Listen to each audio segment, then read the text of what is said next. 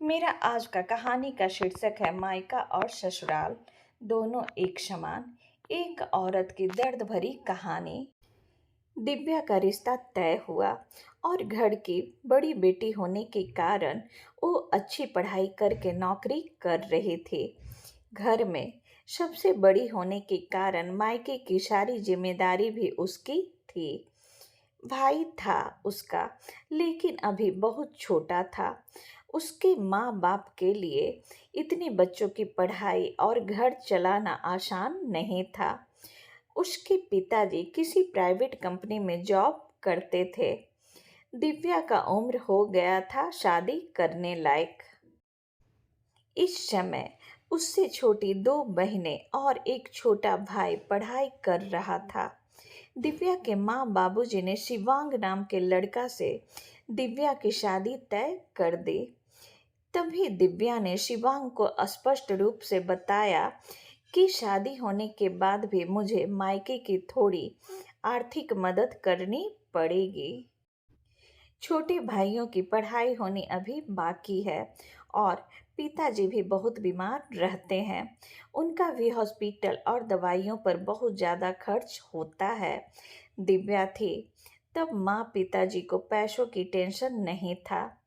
दिव्या ने शादी से पहले ही शिवांग और उसके परिवार के लोगों से यह बात कर क्लियर कर दी थी। तभी ससुराल वालों ने बोला कि हमें कोई ऐतराज नहीं है। तुम नौकरी करती हो और उसे तुम अपने मायके वालों की मदद कर सकती हो। शिवांग ने भी बोला कि दिव्या, मैं भी तुम्हारे साथ हूँ। तुम नौकरी करके मायके वालों की मदद कर सकती हो। मेरी तरफ से भी कोई ऐतराज नहीं है। कभी लगे तो मैं भी तुम्हारे भाइयों को और मायके वालों की मदद करूँगा। यह मेरा भी तो कर्तव्य है। हमारे दोनों फैमिली शादी के बाद मेरे लिए समान होगी। ऐसे में दोनों परिवार की जिम्मेदारी निभाना मेरा फर्ज बनता है। तुम टेंशन मत लो। शिवांग की यह बात दिव्या को बहुत अच्छा लगा। मेरे होने वाले पति की सोच कितनी अच्छी है, कितना सोचते हैं मेरे मायके के लोगों के लिए। वह भावुक हो गई उनके विचार सुनकर। थोड़े दिन बाद उनकी सगाई हो गई। दिव्या के मायके वालों ने दिव्या की शादी सभी की उपस्थिति में की। हमारी बेटी को इतना अच्छा जीवन साथी मिला, यह देखकर दिव्या के पिताजी खुश हो गए। दिव्या ने शादी के पहले ही घर वालों को शिवांग के विचार बता दिए थे। उस वजह से घर वालों को लगता था कि दिव्या शिवांग के साथ सुखी जीवन बिता सकती है। उसके ससुराल वाले भी अच्छे हैं। शादी होने के बाद दिव्या घर और नौकरी की जिम्मेदारी अच्छे से निभा रही थी। इतना ही नहीं, शिवांग के आने जाने वाले मेहमानों का भी आदर सम्मान अच्छे से करती थी। हर एक जिम्मेदारी वो अच्छे से निभा रही थी। ससुराल और मायका दोनों फैमिली को वह समान ही मानती थी। ससुराल के लोगों को तो उसने अपना बना लिया था। सब अच्छा चल रहा था, पर नया नया ही सब अच्छा था। बाद में उनका असली रूप दिव्या के सामने आया। वह कहावत है ना, हाथी के दांत खाने के अलग और दिखाने के अलग होते हैं। ऐसे लोग थे। दिव्या ससुराल वालों को भी पैसे देती थी, बचत भी करती थी, खर्च भी करती थी, क्योंकि दिव्या ससुराल को भी अपना घर समझती थी। उसे मायका और ससुराल दोनों की जिम्मेदारियों का एहसास था, इसलिए खुद पर पैसे खर्च नहीं करती थी। दिव्या अपने मायके में अपने छोटे भाइयों और बहन की पढ़ाई और पापा के दवाई पर खर्च उठाती थी। परंतु शिवांग को भी दिव्या का अपने मायके में मदद करना पसंद नहीं आता था, इसलिए शिवांग दिव्या से नाराज भी रहता था। ये वही आदमी था जिसने खुद शादी के पहले बोला था कि वक्त आने पर मैं भी मदद करूंगा। उसकी मदद की अपेक्षा दिव्या को नहीं थी। दिव्या का अपने मायके में मदद करना दिव्या के सास को भी नहीं पसंद था। दिव्या के माँ को भी इनडायरेक्ट में कई बार दिव्या की सासू माँ यह बात सुना चुकी थी कि दिव्या तुम्हारी भी गृहस्थी है, अपने पैसे भविष्य के लिए बचाकर रखो। दिव्या की सासू माँ तो सभी को बताती थी कि दिव्या जॉब करती है, सभी पैसे मायके में देती है। ऐसी आधी सच बातें दिव्या को अच्छा नहीं लगता था, पर करे भी तो क्या। उसे भी पता था कि अपने मायके की परिस्थिति ठीक नहीं है। थोड़ी बहुत मदद की तो क्या हुआ, मुझे कहाँ जिंदगी भर मदद करनी है भला।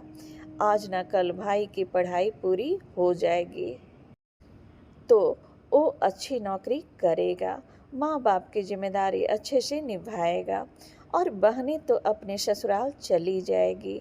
ऐसा दिव्या कहकर अपने पति को समझा रही थी। वो किसी भी प्रकार की निगेटिव बातों का भी विचार न करते हुए सिर्फ दोनों फैमिली का भला चाहती थी।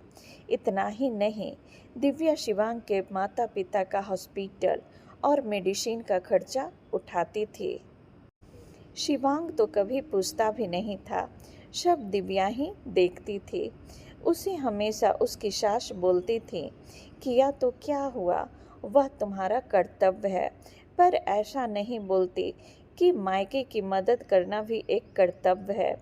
कई दिनों बाद दिव्या के पिताजी उनको छोड़कर चले गए, तब भी वह हारी नहीं, सब मैनेज कर रही थी। दिव्या मायके वालों की मदद अभी भी करती है। यह सब पता चला तब शिवांग ने उसे बहुत डांट लगाई, सास ससुर ने भी डांट लगाई। तभी दिव्या शांत न रह पाई।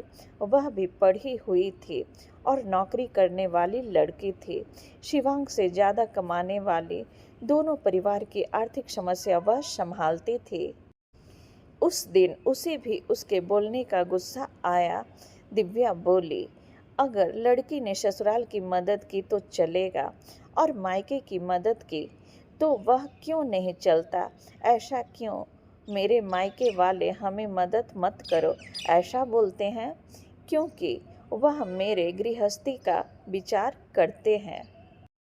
मैं मदद करती हूँ मेरी फैमिली के लिए और मेरे भाइयों के लिए, मेरी जिम्मेदारी है और मैं निभा रही हूँ। दिव्या बोली, अगर लड़की ने ससुराल की मदद की तो चलेगा और मायके की मदद की तो वह क्यों नहीं चलता। ऐसा क्यों, मेरे मायके वाले हमें मदद मत करो ऐसा बोलते हैं, क्योंकि वह मेरी गृहस्थी का विचार करते हैं। मैं मदद करती हूँ मेरे फैमिली के लिए और मेरे भाइयों के लिए, मेरी जिम्मेदारी है और मैं निभा रही हूँ। इसमें क्या गलत कर रही हूँ भला। जिस माता पिता ने मुझे इतना कष्ट करके पढ़ाया बड़ा किया, आज मैं उनकी वजह से ही इतनी बड़ी पोस्ट पर हूँ, अच्छा खासा कमा रही हूँ। तो मायके में ज़रूरत होने पर थोड़े दिन मैंने आर्थिक मदद की तो क्या हुआ। और हाँ, मैं आपका भी सब करती हूँ, हमारी गृहस्थी और भविष्य इसका विचार करके बचत भी जमा कर रही हूँ। यह सब बातें दिव्या की सुनकर उसके ससुराल वाले उसे कुछ भी नहीं बोल पाए। कुछ दिनों बाद में दिव्या की सास बहुत बीमार हो गई। उनकी बेटी यानी दिव्या की ननद आधे पैसे भरने के लिए तैयार हुई। तब दिव्या बोली, दीदी हम दोनों हैं ना, शिवांग और मैं देखते हैं, पैसों का आप चिंता मत करो। नहीं भाभी, मेरा भी कर्तव्य है, माँ है वह मेरी। माँ बाप के लिए लड़का और लड़की दोनों ही समान होते हैं, दोनों को साथ में बड़ा करते हैं। पढ़ाई नौकरी उनकी ही वजह से पूरी होती है। तो ऐसे वक्त में मायके में लड़की ने मदद की तो क्या हुआ। मैं भी जॉब करती हूँ, मेरी भी सेविंग है। अर्थात दिव्या भी ऐसे ही विचारों की थी। अपनी बहन की बातें सुनकर शिवांग और उसके माँ बाप का सिर शर्म से झुक गया। वह बोली, शादी के बाद भी मायका लड़की के लिए पराये नहीं होता। लड़की यदि कभी मायके की जिम्मेदारी ली या अपने माता पिता के लिए कुछ किया तो कुछ बिगड़ नहीं जाता। यही बात दिव्या कितने दिनों से बोल रही थी। अपनी बेटी के मुंह से यह बात सुनकर दिव्या के सास को अपनी गलती का एहसास हुआ और शिवांग को भी बहुत बुरा लगा। दोनों ने दिव्या से माफ़ी मांगी क्योंकि उनको भी समझ में आया कि शादी होने के बाद भी लड़की की मायके की जिम्मेदारी कर्तव्य खत्म नहीं हो जाता। मायके में भी कभी भी मदद की ज़रूरत होगी तो मदद देनी चाहिए। ऐसे वक्त में लड़की का मायके में मदद करना उसका कर्तव्य होता है। उसके लिए दोनों परिवार समान होते हैं। इसी के साथ मेरा आज का कहानी समाप्त होता है। मेरा आज का कहानी कैसा लगा प्लीज़ कमेंट करके बताइएगा। यदि मेरा कहानी आपको अच्छा लगे तो लाइक शेयर और सब्सक्राइब कीजिएगा। हम लोग फिर मिलेंगे नए वीडियो में, तब तक के लिए नमस्कार।